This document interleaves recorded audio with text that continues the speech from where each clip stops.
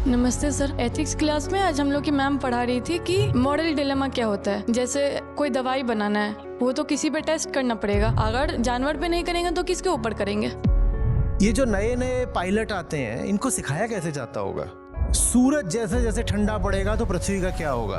आप कह रहे हो आप मार्स को कॉलोनाइज करोगे, तो उसके लिए क्या हम वैज्ञानिकों का एक पूरा समाज मार्स पर बैठा आए हैं? कैसे हो रहे हैं वो प्रयोग?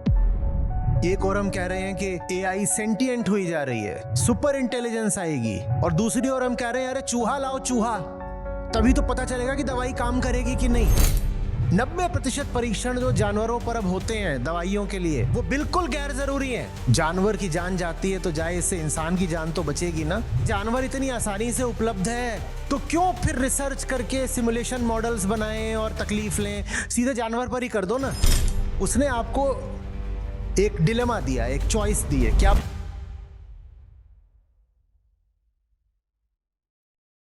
नमस्ते सर, हम सेकेंड ईयर साइकोलॉजी मतलब बीए साइकोलॉजी कर रहे हैं। आज हम लोग के क्लास में एथिक्स क्लास में आज हम लोग की मैम पढ़ा रही थी कि मॉरल डिलेमा क्या होता है। जैसे कोई दवाई बनाना है, वो तो किसी पे टेस्ट करना पड़ेगा, जो इंसान पे करना पड़ेगा या तो जानवर पे करना पड़ेगा, पर टेस्ट तो करना पड़ेगा, तभी तो मतलब क्या रिएक्शन हो रहा है, क्या कैसे हो रहा है वो पता चलेगा। तो मैम बोल रही थी कि मनुष्य पे तो नहीं किया जा सकता है क्योंकि मनुष्य तो विशेष है, पर जानवर पे हम कर सकते हैं। हालांकि वो जानवर पे जो किया जा रहा है वो भी गलत है, पर हम लोग के पास कोई ऑप्शन नहीं है तो वो करना ही पड़ेगा, तो क्योंकि वो कम हानिकारक है। तो फिर मैंने मैम को बोला कि क्यों मैम, जानवर और हम में मतलब आप ऐसा क्यों कर रहे हैं? तो बोल रहे कि तुम्हारे पास कोई उत्तर है, तुम बताओ। अगर जानवर पे नहीं करेंगे तो किसके ऊपर करेंगे? करना तो पड़ेगा ही ना। तुम जो बोल रही हो वो तो तुम हवा को बात, मतलब उसका तो कोई लॉजिक नहीं बनता। उनका तो कहना यही था कि, और सच बताए तो उसका उत्तर मेरे पास भी उस समय हम नहीं आ रहा था कि हम उनको क्या बोले। तुम्हारे पास उत्तर इसलिए नहीं आ रहा था क्योंकि तुमने उनके एजम्पशन को शुरू में ही स्वीकार कर लिया। ये मॉडर्न डिलेमा नहीं है, ये फॉल्स डिलेमा है। फॉल्स डिलेमा एक टेक्निकल टर्म होती है, उसके बारे में पढ़ना। फॉल्स डिलेमा का मतलब होता है बहुत चालाकी से किसी स्थिति में बस दो विकल्प दिखा देना, दो विकल्प, जैसे कि तीसरा उपलब्धि ना हो, और दो विकल्प ऐसे दिखाना कि उनमें तुलना करने पर उन्हीं दो में से एक ही अनिवार्यतः श्रेष्ठ लगे। इसको बोलते हैं फॉल्स डिलेमा। और इस फॉल्स डिलेमा में जो फिर एक ही विकल्प श्रेष्ठ लगता है उसको बोलते हैं हॉब्सन्स चॉइस। बात समझ में आ रही है? जैसे कि दो ही विकल्पों, और तो उदाहरण के लिए आप गए हो किसी रेस्टोरेंट में और आप वेटर से बोलते हो कि ये दाल तो ठंडी है, तो बोलता है ठीक है, तंदूर के अंगार ले आ देता हूं, वो खा ले। तंदूर के जो अंगारे हैं, शोले, वो ले आ देता हूं, वो खा ले। उसने आपको एक डिलेमा दिया, एक चॉइस दी है। क्या बोला है? या तो ठंडी दाल खा लो, नहीं तो गर्म अंगारे खा लो। और अब जब आपको बोल दिया कि यही दो विकल्प हैं, तो निश्चित है कि आप इन दो में से क्या चुन लोगे? ठंडी दाल चुन लोगे। ये बेवकूफ बनाया गया ना आपको। क्या वास्तव में यही दो विकल्प हैं? ठंडी दाल का विकल्प क्या गर्म अंगारे ही होते हैं और कोई विकल्प नहीं होता? जल्दी बोलो। आप कह रहे हो आप मार्स को कॉलोनाइज करोगे, आप पूरी मानवता को उठाकर मार्स पर बैठा देना चाहते हो, तो उसके लिए तो बहुत सारे प्रयोग करने पड़ेंगे ना, मार्स के करने पड़ेंगे ना। तो उसके लिए क्या हम वैज्ञानिकों का एक पूरा समाज मार्स पर बैठा आए हैं? कैसे हो रहे हैं वो प्रयोग? वो प्रयोग कैसे हो रहे हैं? सिमुलेशन से। विज्ञान के पास बहुत पहले वो ताकत आ गई है कि आपको अगर मार्स के वायुमंडल और उसकी सतह और उस पर संभावित जीवन के बारे में प्रयोग करना है, तो उसके लिए आपको मार्स जाना नहीं पड़ेगा। आप यहां बैठे बैठे कंप्यूटर से सिमुलेट कर लेते हो। Test ban treaty, nuclear test ban treaties लगी हुई है ना। अमेरिका ने दशकों से कोई भी न्यूक्लियर वेपन टेस्ट नहीं करा है, रूस ने भी नहीं करा है, चीन ने भी नहीं करा है, भारत ने भी कुल मिलाकर के वही पोखरण में कुछ करा था, उससे पहले 74 में करा था, उसके बाद करा ही नहीं। कुल हमारे हैं ही 6 न्यूक्लियर टेस्ट हैं कुल मिलाकर के। तो इसका मतलब क्या है कि जो न्यूक्लियर वेपन्स हैं, आणविक अस्त्र हैं, इन पर कोई अब प्रयोग हो ही नहीं रहा। हो रहा है, कैसे हो रहा है? बिना एक्सप्लोजन करे हो रहा है। कैसे हो रहा है? सिमुलेशन। सिमुलेशन। वो गए जमाने की बात थी कि आपको अगर न्यूक्लियर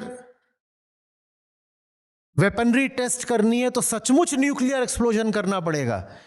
विज्ञान उस चीज को न जाने कब का पीछे छोड़ आया है। हर चीज सिमुलेट होती है। ये जो नए नए पायलट आते हैं, इनको सिखाया कैसे जाता होगा? आप पायलट ट्रेनिंग में जाओ तो कैसे सिखाते होंगे? आपको जहाज दे देते होंगे, बेटा जाओ उड़ाओ, ऐसे सिखाते होंगे? कैसे सिखाते होंगे? जमीन पे बैठते हो और सिमुलेट कर दिया जाता है, वहीं से सीख लेते हो। हाँ, फिर उसके बाद में आपको ट्रेनर के साथ जरूर कॉकपिट में बैठाते हैं, पर शुरू का सारा काम सिमुलेशन से हो जाता है।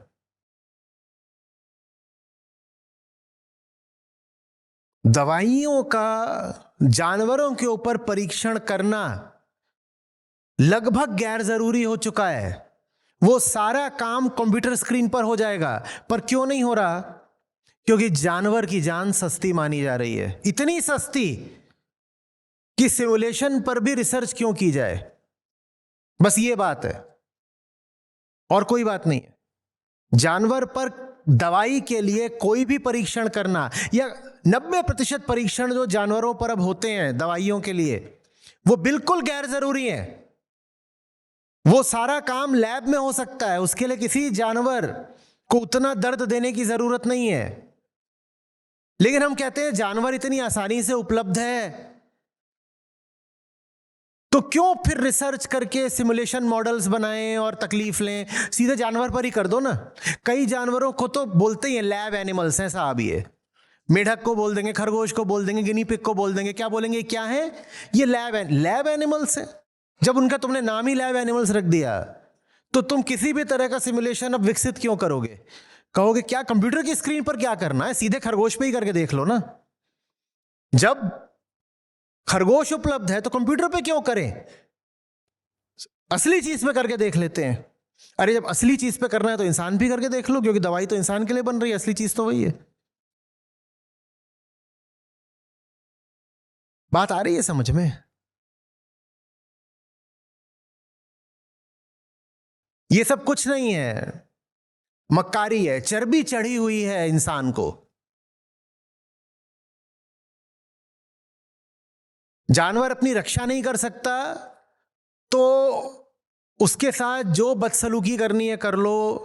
और बड़ी से बड़ी बदसलूकी होती है ये मेडिकल रिसर्च के नाम पर।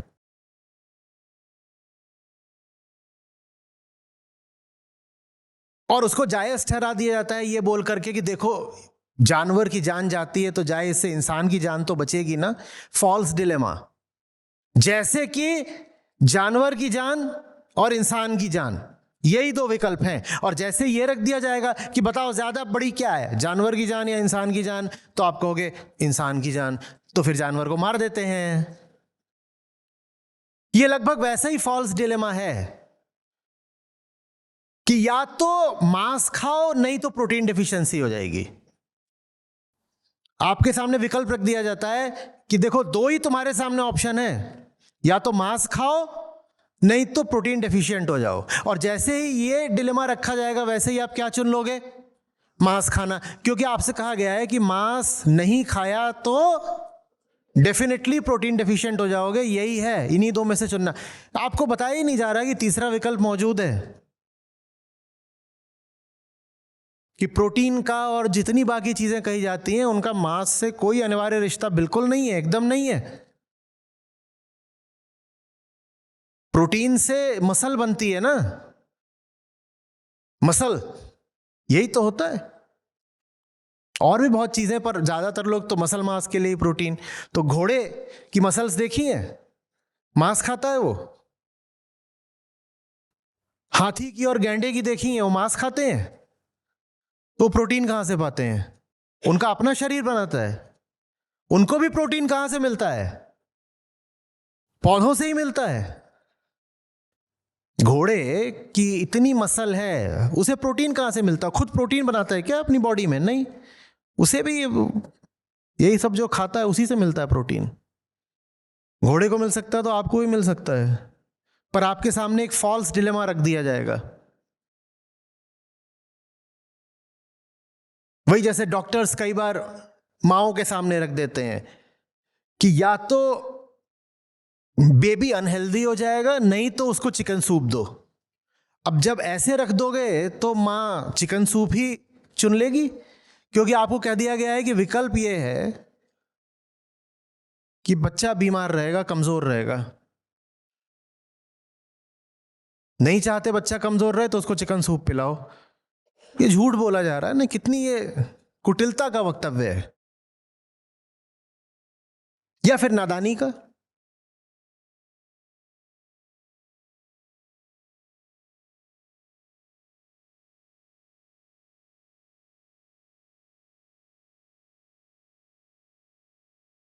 भाई ये तक सिमुलेशन हो जाता है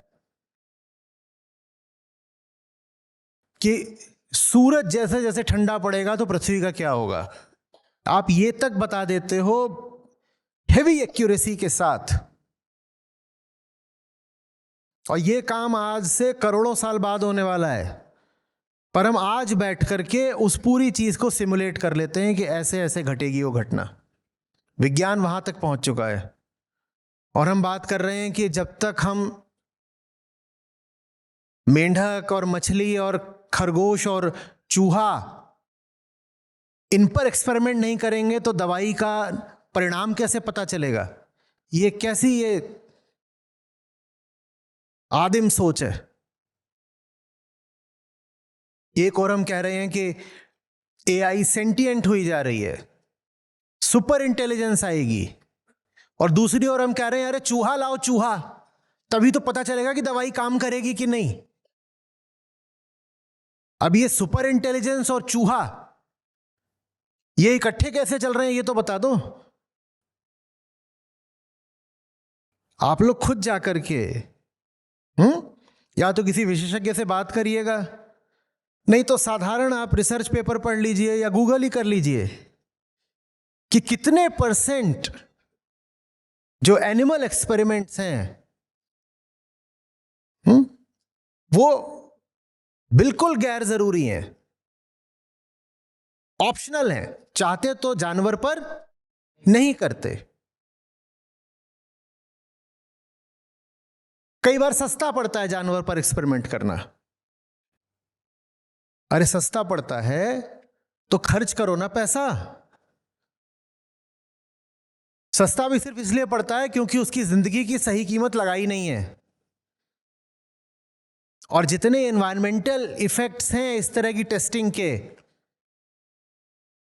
उनकी कॉस्ट भी टेस्टिंग की कॉस्ट में शामिल नहीं करी है, वो सब शामिल करो तो इस तरह के एनिमल एक्सपेरिमेंट्स महंगे दिखाई देंगे। एथिकल बात नहीं कर रहा हूं, इकोनॉमिक्स की बात कर रहा हूं। एथिक्स से तो हमारा कोई लेना देना वैसे भी नहीं।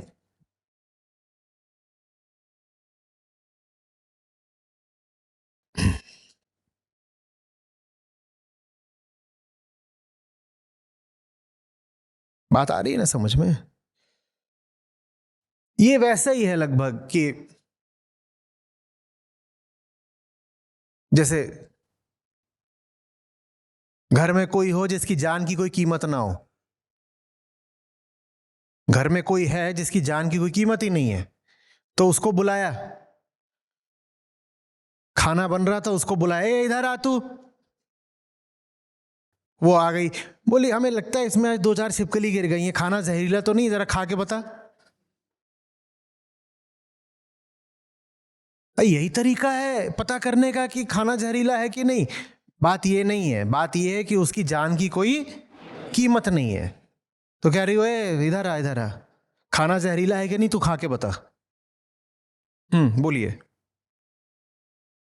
सर एक फॉलोअप था, मतलब छोटा सा है, मतलब हम बस कह रहे थे हमारे कॉलेज में एक और है सर, पिंजरे में बहुत सारे खरगोश को कैद करके रखा गया है, ठीक है, शो के लिए।